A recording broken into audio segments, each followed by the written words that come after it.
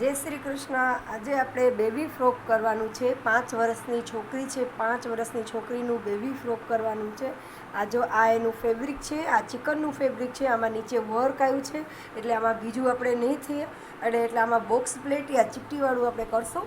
અને પછી આનું લાઇનિંગ અસ્તર છે. આ અસ્તરમાં આપણે કોઠાનું કટિંગ કરશું, પછી નીચેનું કટિંગ કરશું. હાલો હવે આપણે આને કટ કરવાનું છે. માપ લઈને 30ની લેન્થ છે આમાં, અને ચેસ્ટ 5 વર્ષની છે એટલે એને ચેસ્ટ તો 5 જ આવશે.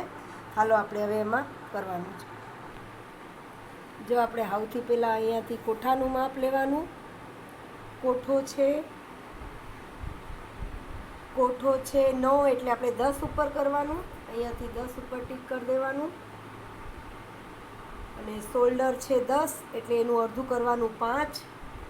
અને અહીંયા આપણે આર્મહોલ્ટમાં આપણે 5 જ લેવાનું છે. જો અહીંયા આપણે 5 જ લેવાનું છે.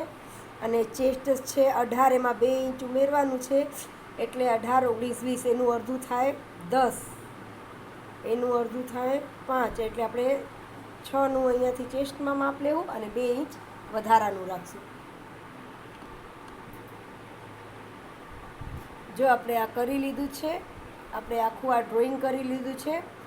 જો આખું ડ્રોઈંગ કરી લીધું છે આપણે. હવે એને આપણે અહીંયાથી કટ કરવાનું. અહીંયા જો શોલ્ડર પાછું કહે, શોલ્ડર 5નું લીધું છે, આર્મહોલ્ટ 5નું લીધું છે, ચેસ્ટ 6.5નું લીધું છે અને 2 ઇંચ વધારાનું છે.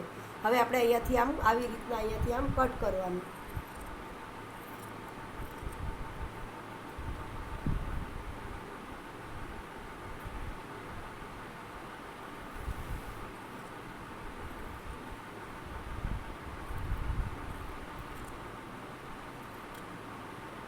થઈ ગયું ઉપરનું કટ. જો હવે આપણે કાપડ ઉપર કટ કરવાનું છે. આપણે એમાં મેજર ટેપમાં આપણે જેટલો કોઠો છે ને એટલો અહીંયા નીચેથી બાદ કરી દેવાનું.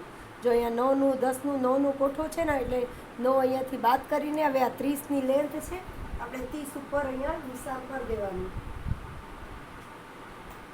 જો આપણે આ 30 ઉપર એક સીધી એક લીટી કરી દેવાની. જો હવે આપણે અહીંયાથી હવે આ બીજો કટ અહીંયા 30 ઉપર આવશે.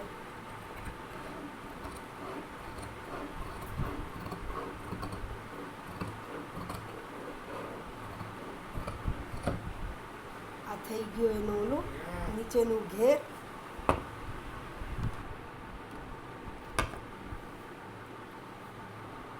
જો આપણે આ હવે અહીંયાથી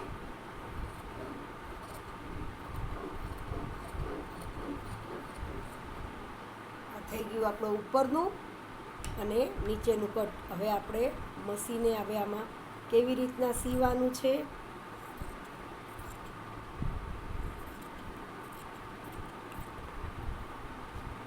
થઈ ગયું આપણું આ.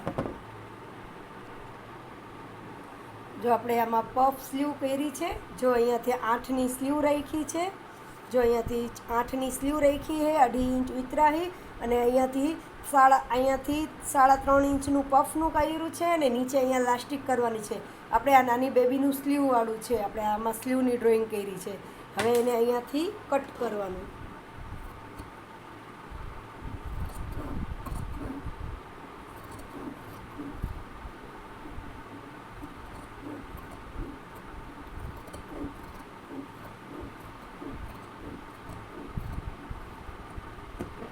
થઈ ગયું આપણે પફ સ્લીવનું કટ. હવે અહીંયા નીચે આપણે લાસ્ટિક નાખવાનું છે અને આપણે અહીંયાથી પફ લેવાનું છે. આટલું આપણે પફ લેવું એ અહીંયા આપણે કાપ મૂકી દેવાનું. જો આ થઈ ગઈ સ્લીવનું, કોઠાનું અને નીચેનું. હવે આપણે સ્ટિચિંગ કરવાનું.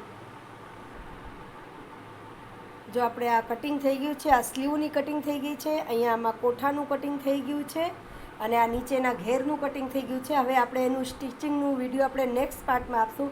મારી વિડીયોને લાઇક કરજો, સબસ્ક્રાઈબ કરજો, શેર કરજો, કમેન્ટ કરજો. તમને શું નવું શીખવું છે એ તમે કહેજો. જય શ્રી કૃષ્ણ.